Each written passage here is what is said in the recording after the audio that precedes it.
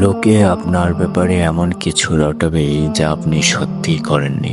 অতএব ওদের কথায় কর্ণপাত করবেন না, নিজেকে বরং পূর্ববর্তী নেককারদের কথা স্মরণ করে সান্ত্বনা দিন, যারা ছিলেন আপনার চেয়ে শ্রেষ্ঠ, আল্লাহর অধিক প্রিয়।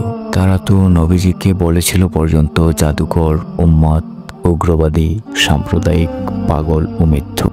তারা তো দিয়েছিল ইউসুফ আলাইসাল্লামকে চুরির অপবাদ। তারা তো মারিয়াম আলাইসাল্লামকে বলেছিল ব্যভিচারিণী। এই বাস্তবতাগুলো চোখের সামনে রাখুন।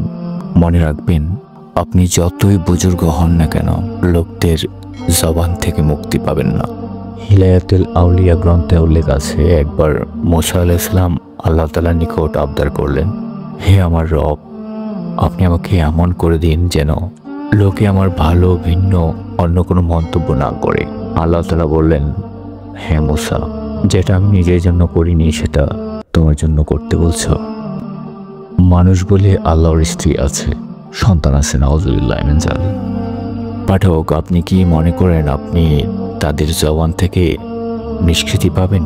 আল্লাহ তাআলা ইরশাদ করেন, সুতরাং তাদের কথাবার্তা তোমাকে যেন দুঃখ না দেয়। সূরা ইয়াসিন আয়াত ৭৬। আল্লাহ সকলকে সঠিক বুঝ দান করুক, আমিন।